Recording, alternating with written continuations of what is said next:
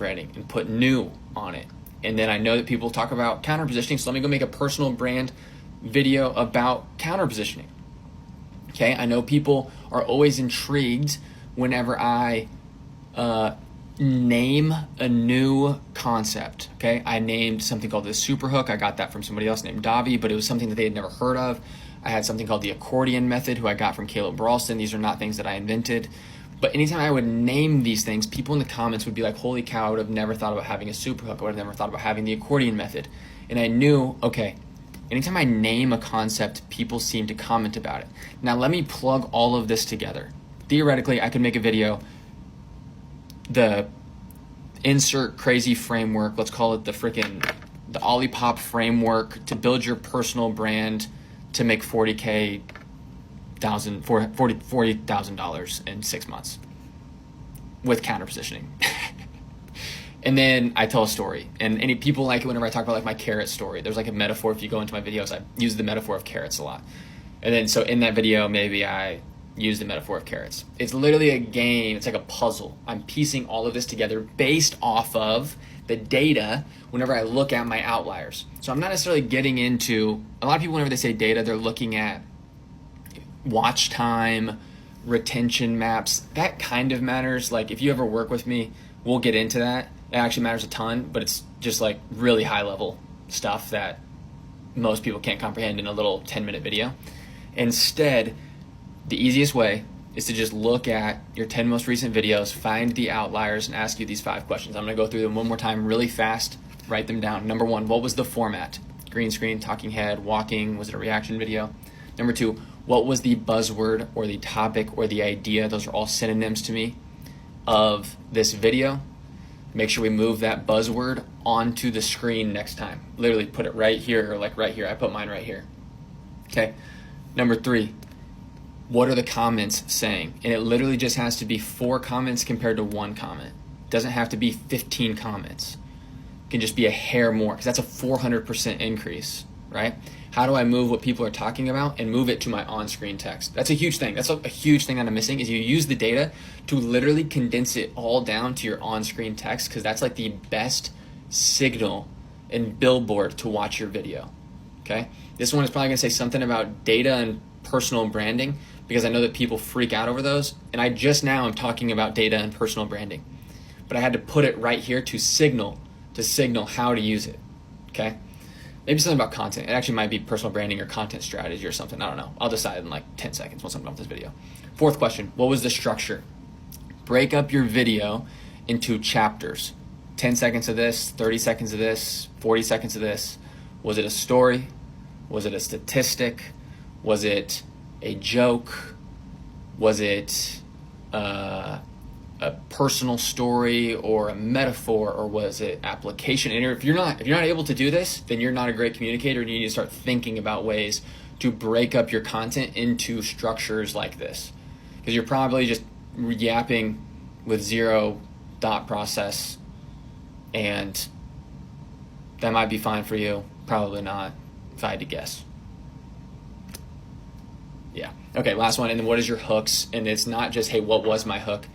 What was my hook relationship to the emotion that the person might have felt? What was my hook relationship from my on-screen text to what I said with my mouth? Did I say the same thing? Were they complementing? Were they contrasting? What was the keywords in my hook? The buzzwords in my hook? What was my caption down here at the bottom? Like this down here matters. Like what were the first 8 words of my caption? Okay? This is all stuff that matters. What were the visuals on my hook? What shirt was I wearing? Was I throwing around a pen? Did I have a book in my hand? Was I moving up? How close was I? How was my lighting? Some of that stuff is what I would consider more of the hook. Things that are going to be seen in that first 30 seconds. So this is how you use data to build a content strategy, which inevitably makes you an awesome personal brand. Good luck. If you can stick with me and hold your attention span long enough to watch this video, I promise you the concept of finding your purpose is going to seem a whole lot more achievable and attainable.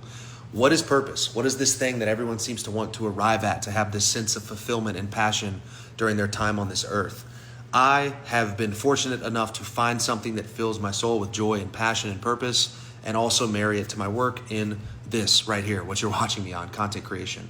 And I gave a presentation on finding purpose back in early September. I'm going to be referencing some of those tips that I gave in the presentation with you now off screen here. I've got it pulled up on my computer. So I think the first thing that is important to understand about purpose is that purpose is a big word and it can feel really daunting.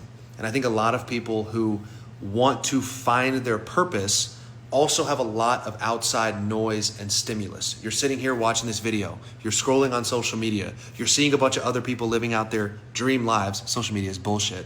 And you're wondering, why can't I just get there? The first thing I think you need to do is cut out the noise, clear out the clutter, and get really clear on what it is that you want out of your life. What do you want to do? Who do you want to impact? How do you want to impact them? Write all of it out on a notebook and get uncomfortably clear on your dream life. And then you can maybe reverse engineer from there. The second thing I think is important to understand about purpose is that it is a dynamic, not a destination. People ask that question, how do I find my purpose? Like it's a piece of buried treasure in the ground. Like it's something they're going to just stumble upon.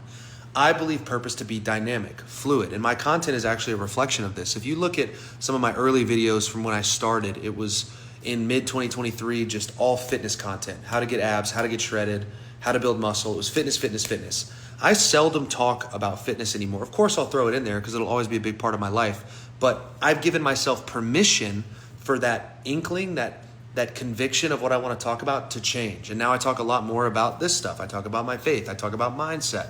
Fitness is a byproduct and a side effect for sure that I'll always reference, but it's not the focus. So purpose is something that we move through. I think it's important to also reduce the size of the question. So instead of saying, what is my purpose on this earth? Do what I referenced earlier and just say, what kind of life do I want to live? And then write it out from there. And there's this graphic that Sarah Blakely put together, at least this is who I heard it from. I don't know if this is her concept, that I heard from Sarah Blakely. And she calls it the purpose zone. So purpose is the meaning of three things. Let me put my glasses back on here. It is, I'll put the graphic right here so you can see it, but it is passion, proficiency, and a pain or problem. And then in the middle, the intersection of that diagram is the purpose zone. Zone is an important word. We'll get to that in just a minute. But the intersection of the thing you're passionate about or a thing you're proficient in or good at, and something that solves a problem or pain that the world, society, people on the internet are having. The intersection of those three things is your purpose zone. And again, I want to remind you that this is a dynamic, not a destination.